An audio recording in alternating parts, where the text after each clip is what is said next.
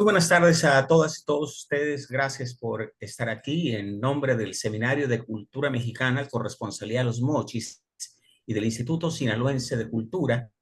Les agradecemos que nos acompañen este día con motivo de la conferencia que hemos denominado José Vasconcelos, por mi raza hablará el espíritu, y que estará a cargo de la maestra Victoria Cabrera Beck, quien colabora en los talleres de literatura del Centro de las Artes de San Luis Potosí. Y la saludamos desde aquí, desde Sinaloa, maestra. Qué gusto saludarle a la distancia. Buenas tardes, maestra. Bienvenida.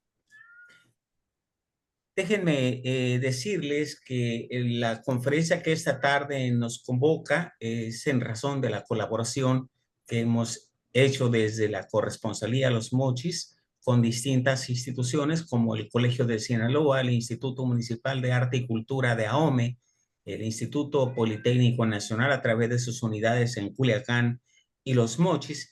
Y por supuesto agradecemos mucho el apoyo que nos ha brindado para hacer posible esta charla a la Secretaría de Cultura del Gobierno del Estado de San Luis Potosí a través del Centro de las Artes de San Luis Potosí, un bello espacio, por cierto, ¿no?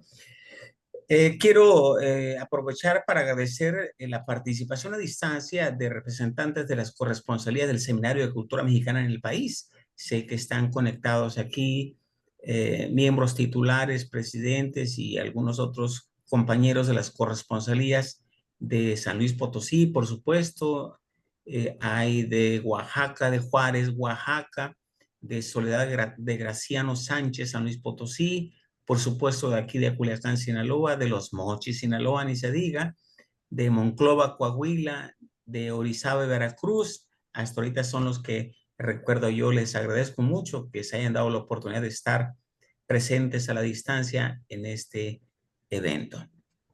Debo decir que además de Zoom, de la plataforma donde ahora estamos conectados, este evento puede seguirse a través de Facebook, donde nos pueden encontrar como IPN Culiacán. IPN es de Instituto Politécnico Nacional Culiacán y Centro de las Artes de San Luis Potosí. Muchas gracias también por acompañarnos a través de ese medio de comunicación.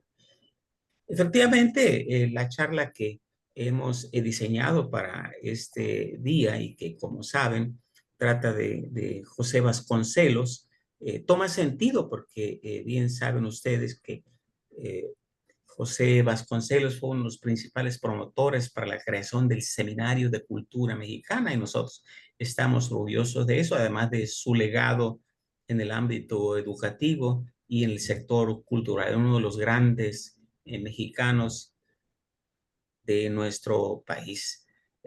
Quiero también comentarles,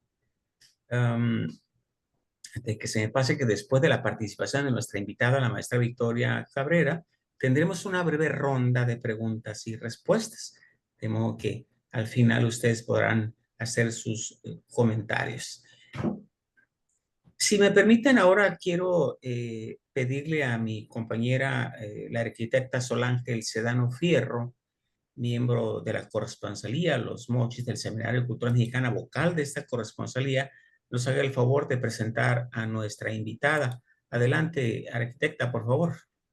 Hola, ¿qué tal? Muy buenas tardes a todos y a todos, compañeros del Seminario de Cultura Mexicana. Como bien lo ha dicho nuestro presidente, me permitiré ahora presentar a nuestra conferencista invitada, la expositora y bienvenida Victoria Cabrera Beck. Cuenta con una larga trayectoria académica y docente en instituciones como el Instituto Tecnológico de Monterrey y la Universidad Autónoma de San Luis Potosí, entre otras. Ha impartido innumerables cursos, talleres, conferencias en temas de redacción, estilo, ortografía, además de contenidos de motivación e inteligencia espiritual. Fue directora del Archivo Histórico del Estado de San Luis Potosí, fue directora de la SAS, Dirección de Apoyo al Servicio Social de los Estudiantes, de la Secretaría de Programación y Presupuesto de San Luis Potosí. Obtuvo mención honorífica del Instituto de las Mujeres del Estado de San Luis Potosí como reconocimiento en el ámbito académico, beneficencia y asistencia, Mujer Potosina en 2019. Actualmente imparte el taller Café Literario en el Centro de las Artes de San Luis Potosí, taller mensual donde se amenizan las obras de los escritores mexicanos, hispanoamericanos y universales, entretejiendo el contenido de ellas con su vida personal para que los participantes resuman una motivación y una síntesis vital del conocimiento adquirido. Sin más, los dejo con la maestra Victoria Beck, quien disertará sobre el llamado caudillo cultural de la nación, José Vasconcelos. Adelante y bienvenida, maestra. Muchas gracias, arquitecta. Adelante, maestra, por favor.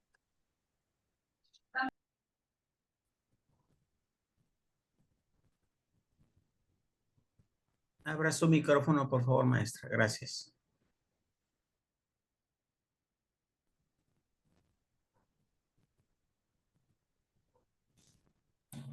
Su micrófono está cerrado, maestra.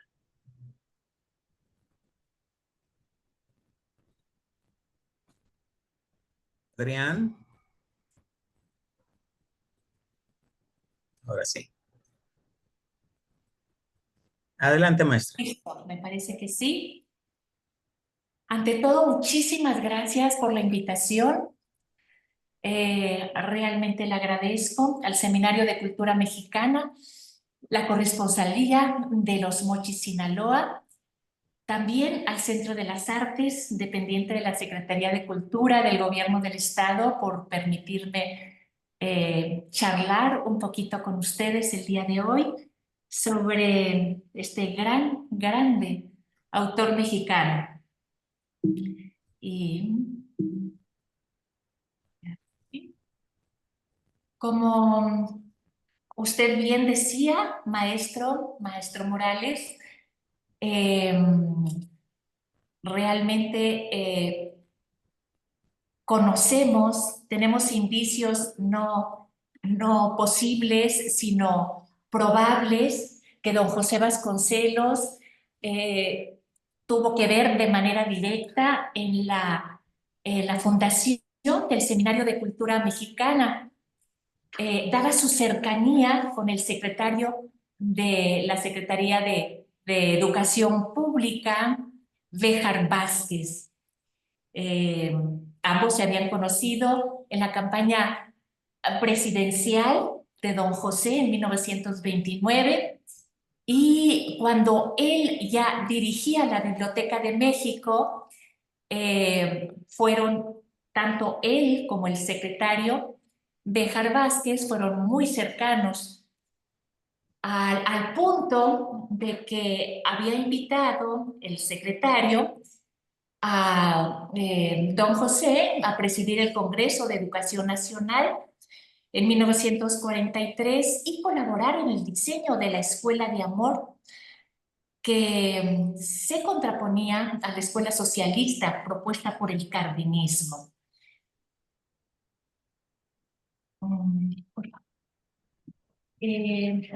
Además, no sé si puedo hacer más.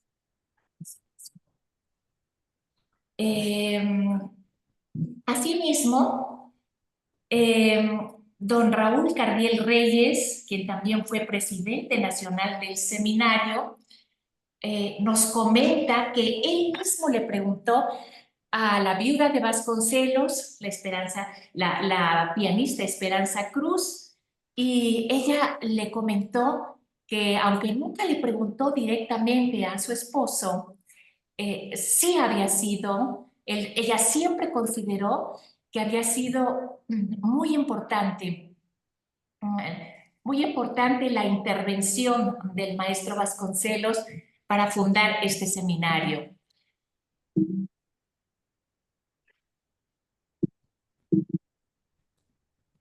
Además del seminario en sí, está organizado con las diferentes corresponsalías. Me quedé en las 59, no sé si hayan aumentado. Y como dice textualmente, las corresponsalías son órganos integrados por los miembros correspondientes del seminario que residen en una misma población y que representarán tanto a las diversas ramas y tendencias de las ciencias, las letras y las artes, como a las distintas agrupaciones culturales que existan en la localidad. Y algo muy importante también con respecto de las corresponsalías es que aparte de su vínculo directo con el propio Seminario de Cultura Mexicana, existe pues una gran relación, inclusive se habla de hermandad entre las mismas, y pues lo que logra, por supuesto, es el incremento de la oferta cultural, la que abarca todas las disciplinas científicas y artísticas para beneficiar la población. Lo que siempre hizo el maestro Vasconcelos. Como bien sabemos, el maestro Vasconcelos nació en 1882 en Oaxaca, ya lo comentó el maestro Morales, y pues se trasladó posteriormente a la Ciudad de México. Antes estuvo en otros institutos, pero desde pequeño fue muy significativo su paso por colegios norteamericanos en Iglipaz, y le sirvió para ver el contraste entre las condiciones económicas, siendo muy niño, las condiciones económicas de los Estados Unidos y justamente nuestro gran país, pero altamente pauperizado. Se aprendió a defender de los propios niños norteamericanos cuando se consideraban superiores a los mexicanos, a él mismo por supuesto, y aprendió el inglés, que le sirvió después en su quehacer político. Lamentablemente perdió a su madre, fue el segundo de 9 hijos de don Ignacio Vasconcelos y de doña Carmen Calderón. Perdió cuando iba a ingresar a la Escuela Nacional Preparatoria, que después pues es parte consubstancial de la propia universidad ahora autónoma de la Ciudad de México, Y dice que estudió en la Escuela de Jurisprudencia realmente por descarte, porque no le llamaba la atención ni la medicina ni la ingeniería. Él necesitaba, quería ser filósofo, y en esos tiempos, con la filosofía kantiana y spenceriana, pues del determinismo, por un lado es cientificista, y un determinismo inclusive biológico, pues a él le hacía falta el humanismo, le hacía falta crecer en esos aspectos, y dice que cuando ni siquiera había él quería ser filósofo, ni siquiera había una historia de la filosofía. Entonces le faltaba todo ese lado, ¿no? Él consideraba ese lado de crecimiento como ser humano, como seres humanos, y siempre identificado con su país, como seres humanos mexicanos todos.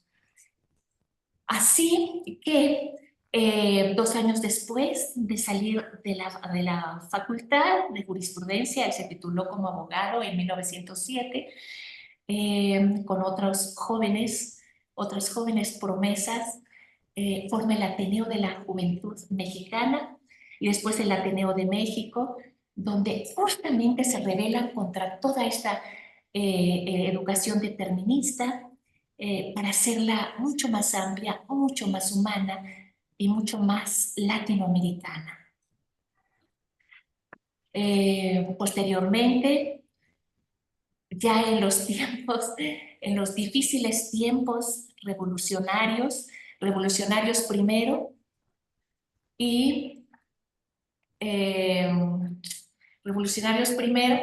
por cierto que en esa época, junto a Madero, lo consideran a él como el creador del sufragio, el lema del sufragio efectivo no reelección, cuando fue el propio don Porfirio en el plan de la Noria, cuando lo esgrimió contra un Benito Juárez ya añoso y pues quería conservar el poder.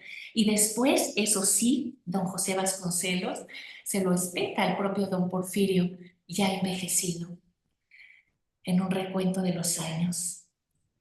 Ya como secretario de Educación Pública, que vaya que gestionó este organismo desde que era rector de la universidad, en ese entonces nacional, nada más, no autónoma, Nacional de México.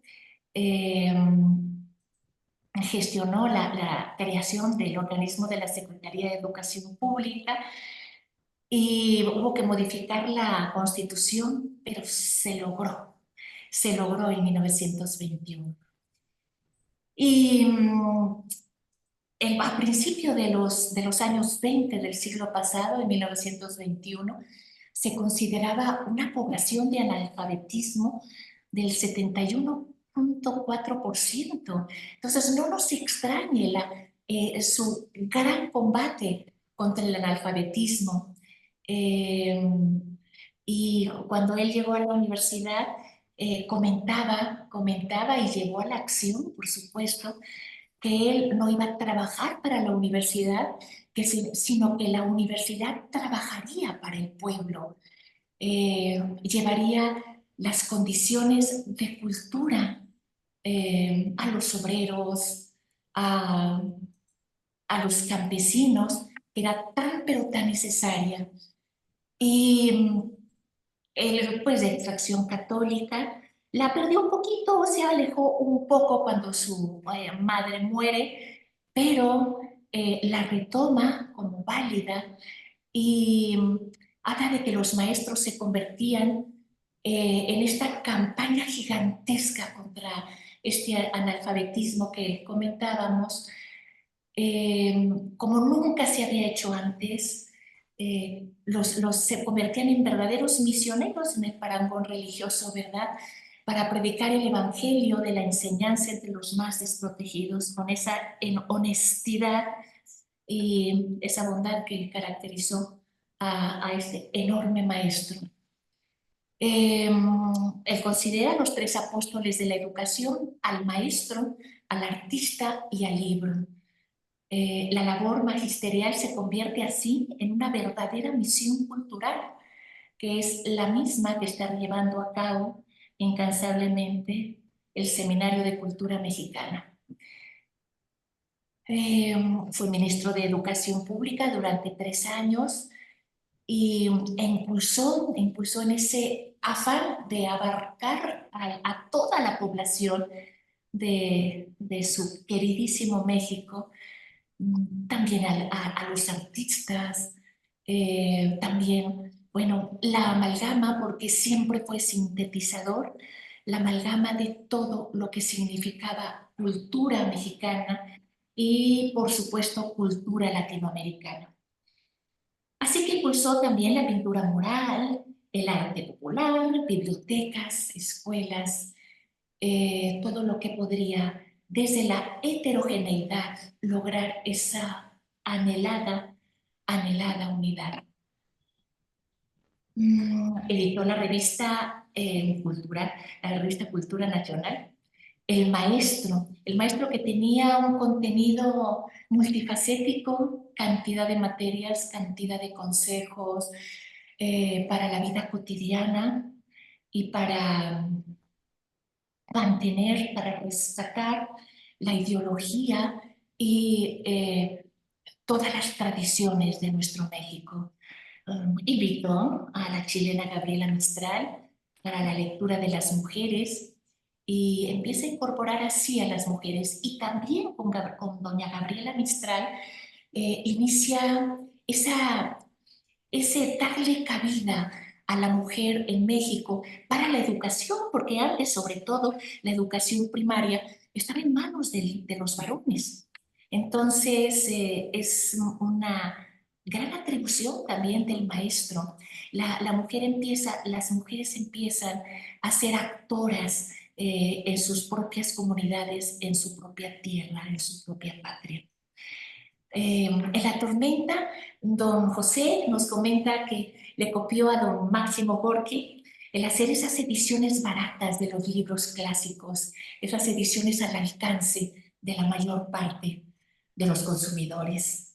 Así se editaron obras de Homero, Esquilo, Eurípides, Platón, Dante, Goethe, y también se convierte en un baluarte vasconcelista el que la instrucción escolar fuera gratuita, pues por el evidente acceso a ella. En El Desastre seguimos en obras autobiográficas de nuestro maestro. Él se describe como rector de la Universidad Nacional y en ese momento crea el lema "Por mi raza hablará el espíritu". Y en palabras textuales de nuestro autor, usé la vaga palabra espíritu, que en el lema significa la presencia de Dios, cuyo nombre nos prohíbe mencionar dentro del mundo oficial la reforma protestante que todavía no ha sido posible desenraizar de las constituciones del 57 y del 17. Yo sé que no hay otro espíritu válido que el Espíritu Santo, pero la palabra santo es otro de los términos vedados por el léxico oficial del mexicano. En suma, por espíritu quise indicar lo que hay en el hombre de sobrenatural y es lo único valioso por encima de todo estrecho humanismo. Sí, pues consideramos en esta cultura, en nuestra cultura y en nuestras culturas iberoamericanas, esa presencia de algo más, de algo muy interno que sobrevive a esta envoltura de nuestro cuerpo. Y se llame espíritu, se llame energía, se llame como ustedes digan y manden, pero es algo que trasciende, o el alma, ¿verdad? El alma un poco en el contexto religioso, pero finalmente es lo que trasciende, es lo que queda más allá, como decíamos, de esta envoltura, es lo que permanece. Y pues finalmente nos dice don José que la educación elevaría el nivel espiritual de los mexicanos a la par que su progreso, porque él menciona diferentes estratos, diferentes niveles hasta llegar a esa espiritualidad y los veremos. Aquí tenemos el escudo de la Universidad Nacional, ahora sí Autónoma de México, y el propio maestro contribuyó grandemente, luchó para que en 1929 se considerara autónoma nuestra universidad nacional. Y aquí tenemos, tal como se presenta, por mi raza hablará el espíritu, que engloba toda Iberoamérica, desde el Río Bravo hasta la Patagonia, hasta el Cono Sur. Y pues esos animales que nos representan por la simbología que contienen, que es el cóndor andino, por un lado, del lado izquierdo, así como se presenta la imagen, y el águila, nuestra águila, del lado derecho, y sobre nuestros montes nevados, sobre nuestros nopales, partes consubstanciales mexicanas. Hay quien aduce que este lema que persiste, y por algo, por mucho persiste, que es anacrónico, pero ¿cómo calificar así de anacronismo a lo que es más válido, de la manera más profunda y de la manera más interna al ser humano? Tan es así que inclusive en estos tiempos justamente se habla de una inteligencia espiritual. Cinismos religiosos, pero una inteligencia espiritual. Es lo que decíamos, que es lo que prevalece en cada ser humano. Para nuestro gran maestro, la América hispánica, ese atraso que él empezó a ver desde que era un niño en Illa y Paz, es que nunca ha dominado una clase media culta. porque no basta ser honrado y ser valiente, hay que incorporar la cultura.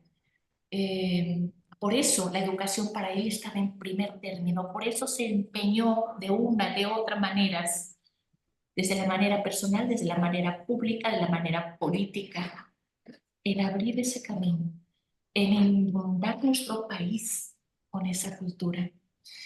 En su libro de 1935, de Robinson a Odiseo, nos comenta que se enseña la ciencia por experiencia, es decir, se aterriza, se llega, se sintetiza, se incorpora a las personas que lo aprenden. La teoría por demostración, la ética por contagio y el arte, el último paso, por una verdadera comunidad. Y también sintetiza siempre la síntesis, siempre la unicidad de nuestro maestro. Nos comenta que la mejor acción patriótica es, en consecuencia, que todo aquel que sepa leer lo enseñe, se tome el tiempo y se tome el entusiasmo de enseñar a quien no sabe. Esta cultura, la nuestra, es la propia del pueblo mexicano, fundada en la raza, en la historia, en el idioma y en sus tradiciones, en todas amalgamadas, en todas sintetizadas. Nos comenta que no podemos, no debemos olvidar nuestra historia, porque el que la olvida, ese vacío lo llena, él considera, lo llenan esos imperialismos que pasan a través de los medios de comunicación, y que decir en tiempos más modernos, y su historia es muy diferente de la nuestra, muy distinta. Es la nuestra la que se recupera de todas las formas posibles. Pues con toda esta teoría pedagógica, es interesante que nunca se consideró maestro, y ni siquiera cuando lo nombraron los congresos estudiantiles de Argentina, Colombia, Perú, Panamá, maestro de la juventud de América, y después maestro de América y de la juventud en 1923. Y pues nos comentan que esa distancia, que esa separación de la palabra y el sentido de maestro lo confirma una carta fechada el 12 de febrero de 1951 y dirigida a Carlos Loret de Mola Medis, abuelo del periodista actual, que el título de maestro se los agradezco, pero nunca lo he tomado en cuenta. No es mi vocación la docencia. Y se declara simplemente, ambiciosamente, porque él mismo lo dice, amigo o gran amigo de la verdad. Como gran filósofo, les comentaba que en aquel determinismo kantiano y spenceriano, ni siquiera una historia de la filosofía había. Y aquí habla de como filósofo y de su ambición trascendente. Tan es así que toda su vida trabajó en realizar esta ambición en busca de la verdad, como lo considera en su Tratado de Metafísica de 1929, la noción y la convicción y la estructura y la jerarquización de unidad. Pedagógicamente, quien nunca se consideró maestro, plantea la oposición Odiseo contra Robinson, y sociológicamente entre bolivarismo y monroísmo. El monroísmo en el sentido de América para los americanos, pero específicamente para México como el patio trasero de los Estados Unidos. En ambos casos subyace América Latina contra mundo sajón. Y tanto en Ulises Criollo como en La raza cósmica, nos divide los ingenios humanos de acuerdo con la raza a la que pertenecen. cabezas empíricas, anglosajonas, que se conforman con el trabajo de hormiga de la inducción, ¿sí? La línea inductoria, ¿verdad? Que amontona casos, es decir, amontona casos. Inicia desde de los aspectos más particulares. Y las cabezas latinas, que usan los casos, o sea, el método inductivo, para formular esquemas, generalidades, conjuntos, es decir, se llega a la deducción. Así que nuevamente Robinson contra Odiseo y Monroe contra Bolívar.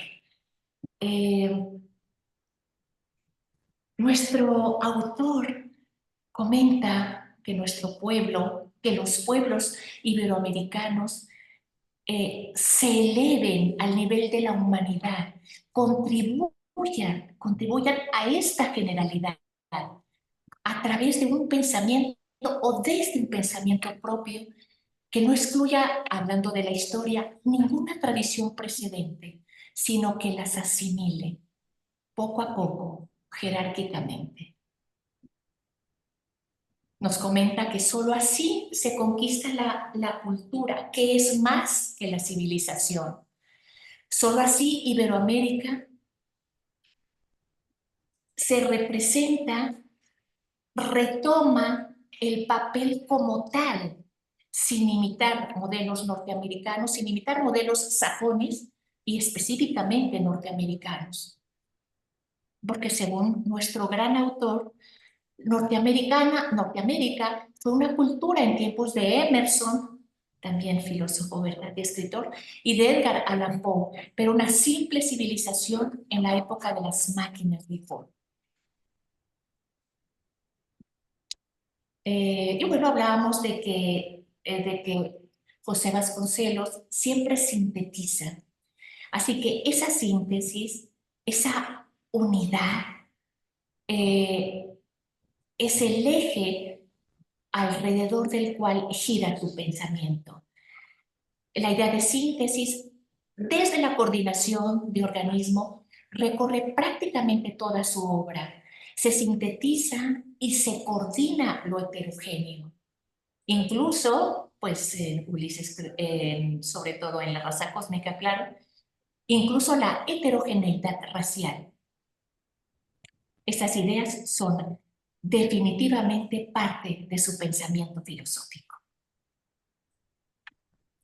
Con respecto de la literatura, vamos a abordar pues, su cuento más leído, más famoso, El fusilado, que es parte de la Sonata Mágica, publicado en 1933.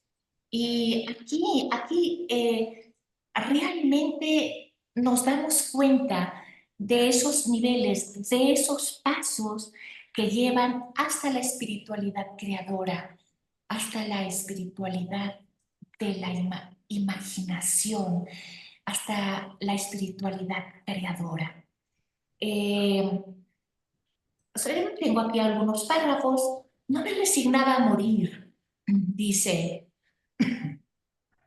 Pensaba en el desamparo de los míos y en tantas cosas que tenía proyectadas. El botín que me arrebataban, aquella hermosa, mi compañera de los días felices, ¿qué importaba? Ya la sentía yo un poco atrás de mí, llena de aplomo, conversando con el capitán enemigo. Es un pensamiento, pues lo considera don José, muy material, en un contexto de guerra, y poco a poco va accediendo a otros estados, como el que sigue justamente. Inmediatamente me entristeció pensar en lo bueno que hubiera sido dejar escrita aquella teoría, pero reflexionando me dije que tal aflicción mía no era sino un pretexto para rehusar la muerte, pues ni aquella teoría ni la más original de las teorías se pierde porque un hombre muera. Otros la pensarán tarde o temprano, y todas ellas existen independientemente del azar de que alguien las descubra o se dedique a escribirlas.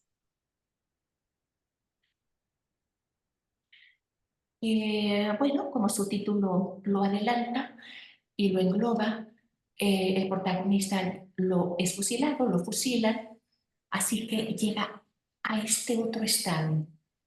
Y yo no tenía ya corazón, y el dolor depende de que este mal hecho se tuerce con la pena. En cambio, el espíritu puro tan solo conoce la alegría. Sin embargo, en aquellos instantes yo no estaba para problemas. Me dedicaba por entero a adaptarme a mi nuevo estado. Sin exageración, puedo calificarlo de delicioso.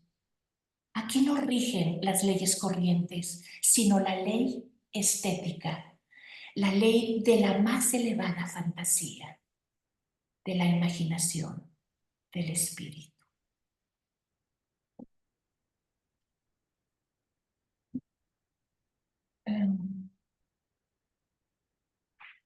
Personalmente, considero, es una opinión o es mi opinión, considero que prevalece las ideas, prevalece el contenido que nos heredó José Vasconcelos Calderón. Murió en 1959. Prevalece en el Seminario de Cultura Mexicana, prevalece en los organismos que siguen ese sentido de culturizar cada vez más a nuestro país. Prevalece en cada semilla que se siembra para ser mejores seres humanos, para ser mejores mexicanos.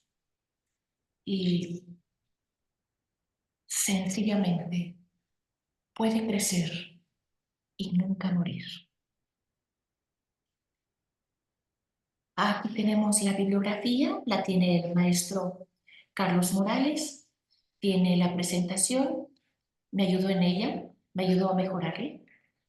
Y dicho sea de paso, yo realmente, me dijo el maestro Morales que teníamos poco tiempo, realmente les doy las gracias por acompañarnos en todos los sentidos.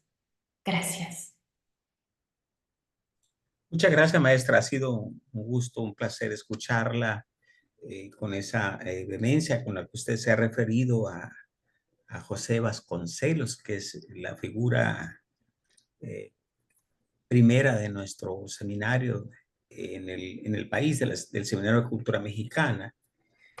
Bueno, después de esto, de acuerdo al programa, vamos a abrir ahora una ronda de preguntas y respuestas con la audiencia que ha seguido esa transmisión a través de esta sala de Zoom y de las redes sociales. Si no tiene inconveniente, le vamos a pedir al público solamente nos avisen que para darles la palabra y puedan preguntarle a nuestra invitada. Hay en el chat de aquí de Zoom una pregunta ya, pero la pueden hacer, abran su micrófono, por favor. Sol Ángel Sedano está interviniendo. Lulú también está interviniendo. Por favor, abran su micrófono y pregunten, por favor. Sean breves nada más. Hola, Carlos. Buenas tardes. Hola, maestra. Hola. Me permití abrir el micrófono en primera instancia. Pues agradecerle, ha sido una plática muy interesante y pues este recorrido que nos da a través de la historia de José Vasconcelos. Y me gustaría a mí preguntarle, ¿cómo considera usted que actualmente podemos contribuir y mantener vivo el legado?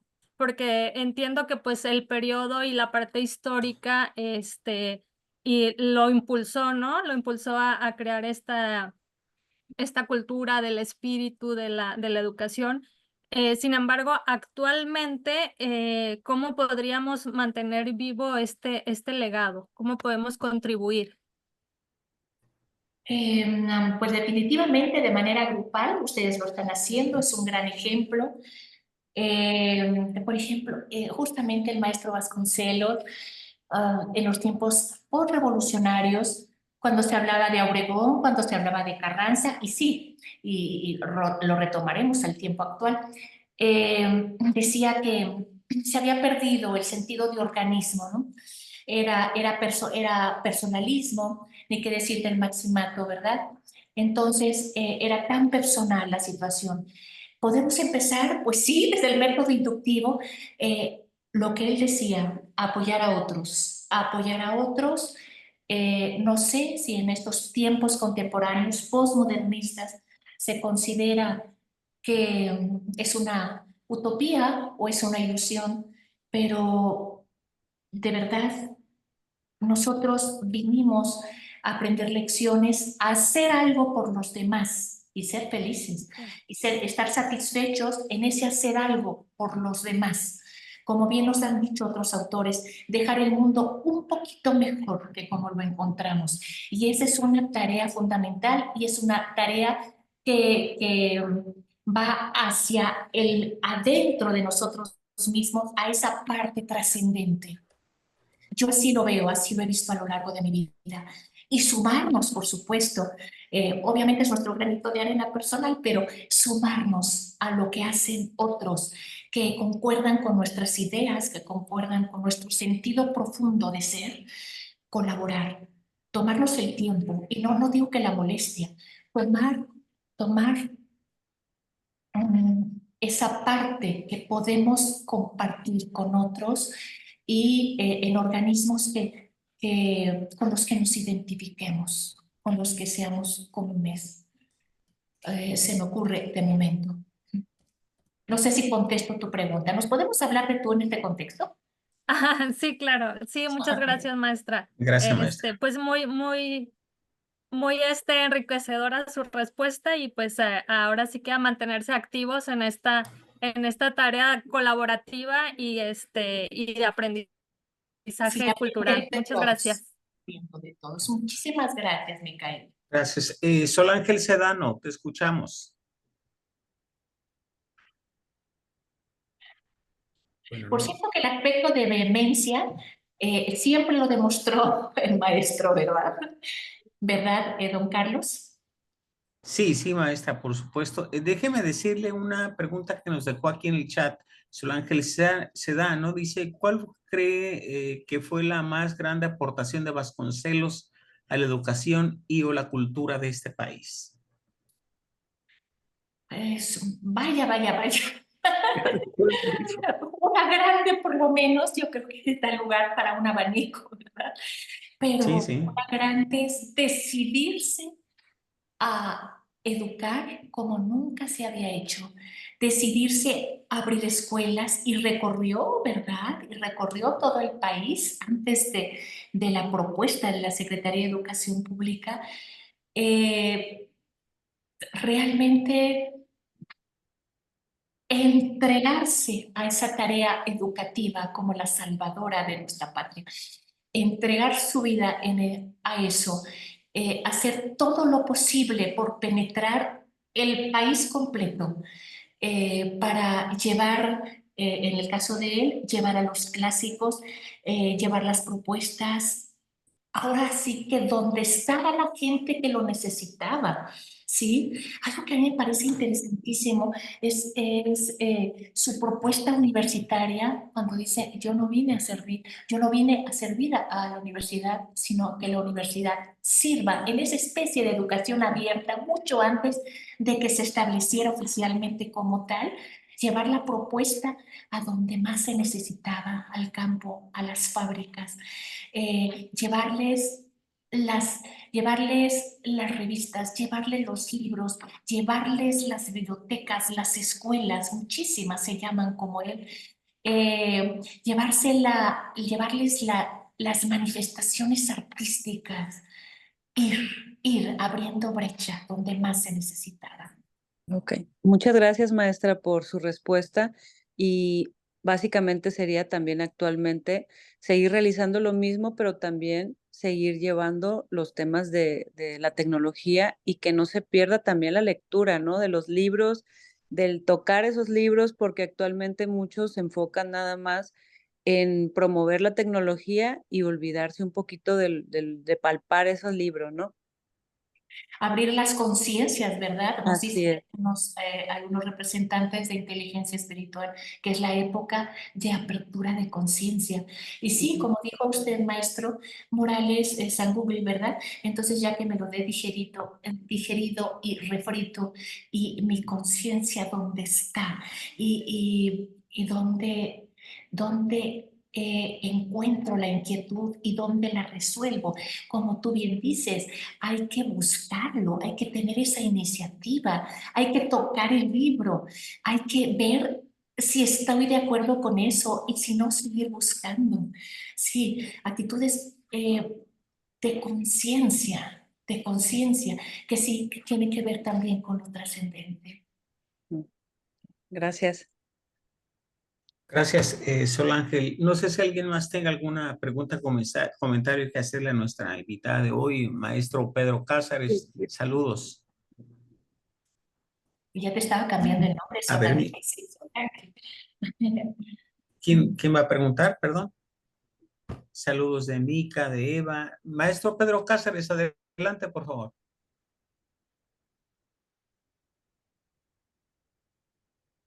Buenas tardes, muy buenas tardes. buenas tardes, noches por allá. Sí, Agradecer la charla, me hizo evocar varias cuestiones que en su momento uno revisa en su formación profesional sobre Vasconcelos, que incluso fue tildado de retrógrada por algunos, ¿no? Como Alfobés Mugar, tuvo confrontaciones. La verdad es que, sin ser idealista o romántico, Vasconcelos realmente se intentó lo que estaba elevado en rango constitucional de la educación.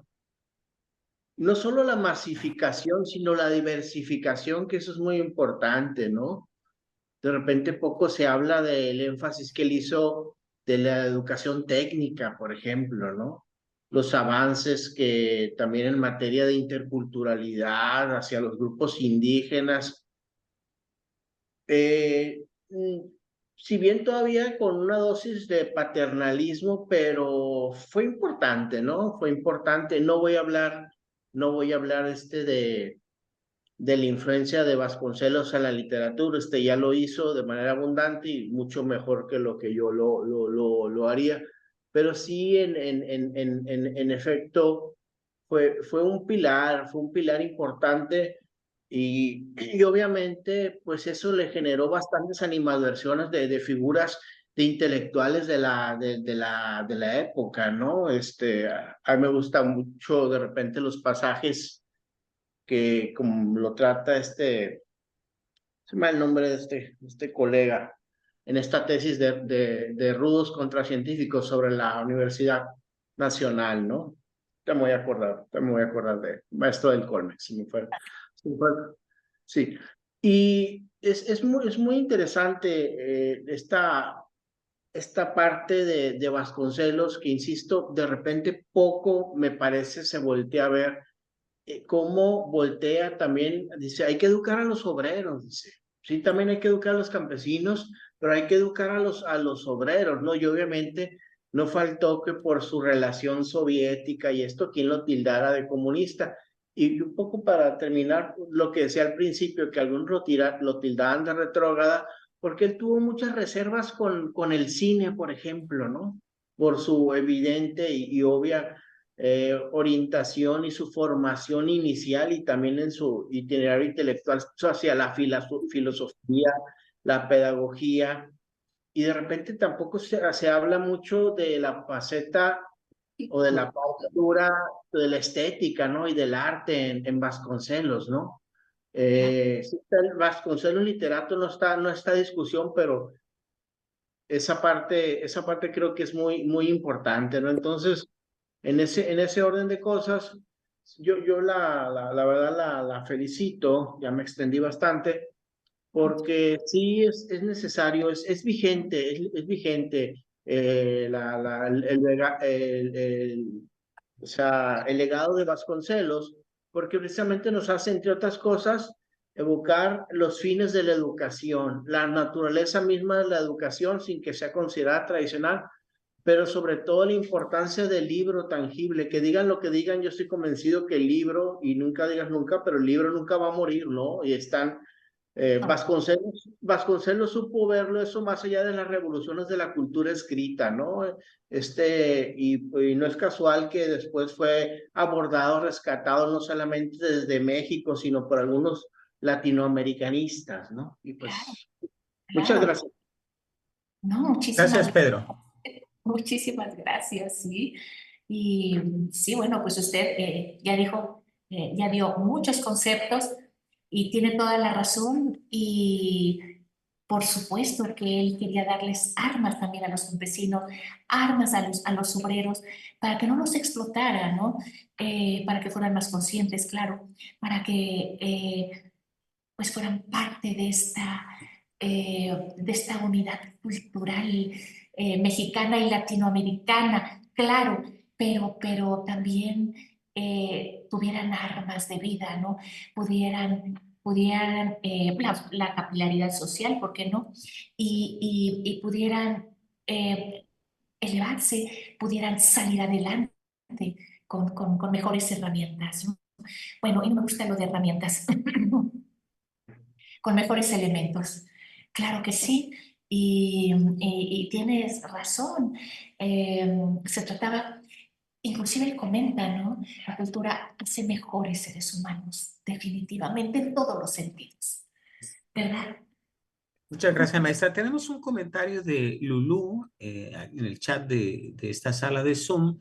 Dice, más como esta conferencia, gran presentadora, felicidades. Gracias al Seminario de Cultura Mexicana Los Mochis. Saluda también a Pedro Cázares. Felicitaciones de la maestra Mica, de Eva. Gracias a todos los que están participando. ¿Alguien más tiene alguna pregunta o comentario que hacerle a nuestra invitada? Ya no te veo. Sergio, maestra Mica, adelante, por favor. Sí, ¿me escucha? Sí, Mi, perfectamente. mi interés es preguntarle, felicitarla sobre todo a la expositora, muy interesante su charla. Es sobre la juventud. ¿Cómo ve ella el interés de esa porción en cuanto a la historia de todos los sembradores en la educación y la cultura? Y como todo ha cambiado tanto, como que ya ha bajado el ritmo de los apóstoles de la educación, siento una alegría enorme escucharla a ella con esa entrega, con esa pasión, que pienso que todos los que nos dedicamos a esto lo sentimos desde el fondo de nuestro corazón. Y esa es mi pregunta: ¿cómo siente a la juventud que trabaja, a la juventud que tiene interés de conocer la historia de cómo surgió toda esta rama? Sí, muchísimas gracias. Muchas gracias por sus comentarios. Sí, yo percibo que hay interés entre los jóvenes por entender e inclusive por escribir. Habrá muchos que no, pero sí hay interés y por hacer conciencia y por hacer una crítica propositiva y por abrirse al conocimiento. Sí, sí lo percibo. Sí lo hay, sí lo hay. En el mismo café literario que tengo la oportunidad de impartir en esta etapa de mi vida, lo noto. Los cafés literarios, pues podríamos pensar, no, están las personas de todas las edades, desde los más jóvenes hasta los mayores. Y sí, sí hay un interés por compartir y hasta por, eh, um, por buscar información, por escribir literatura también, por escribir literatura. Inclusive me han pedido en varias ocasiones pues herramientas de creación literaria. Entonces, si hay el interés, como ya lo dijeron en este espacio, nunca se va a perder, no se pierde, no se pierde, no se puede perder. Lo mejor de nosotros mismos no se pierde, porque es lo trascendente, porque es lo que tenemos más decantado, lo que es más nosotros mismos, nosotras mismas. Así es. Esa debe ser nuestra misión y que haya muchas personas como usted para que sigamos aprendiendo y educándonos para los demás. Gracias. Entre nosotros, ¿verdad? Gracias, maestra Mica. Maestro Sergio Cervantes. Sí, muchas Adelante, gracias, por Carlos. favor. Muchas gracias, Comentario. Carlos. Pues mira, primero que nada, felicitar a la maestra Victoria. Primero por haber tocado un tema como es el del maestro José Vasconcelos, a quien yo como oaxaqueño me siento muy orgulloso de que se haya tocado, ¿no?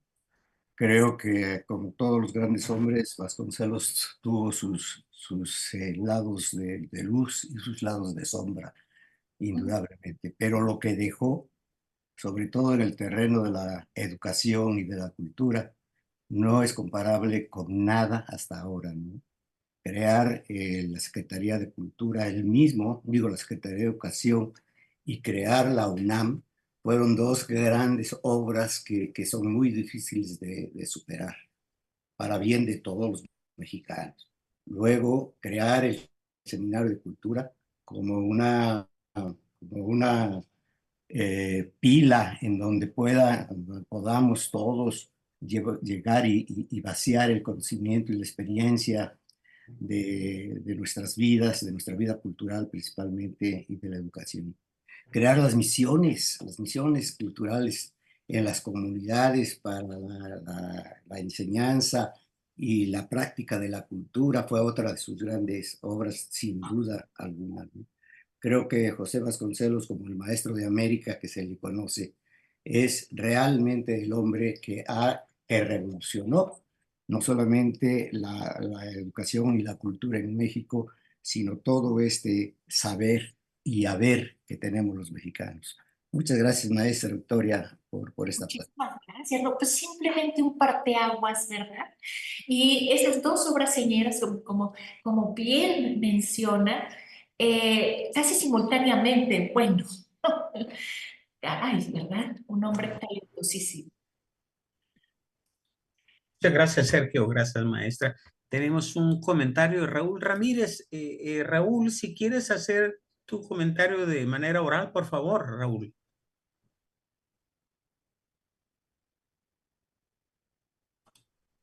Bueno, ya no veo a Raúl. Dejó Sí, su comentario aquí en el chat. Dice, Vasconcelos para me mí es falló de un los poquito, personajes.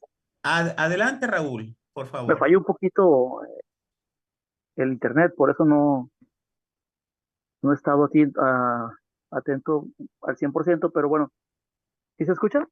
Sí, sí, Raúl, adelante. Ok, bueno, solo para rematar, porque tuve problemas con el Zoom y no pude entrar a tiempo. Escuché lo último, los comentarios, y muchas gracias, maestra, por dar Muchas la charla.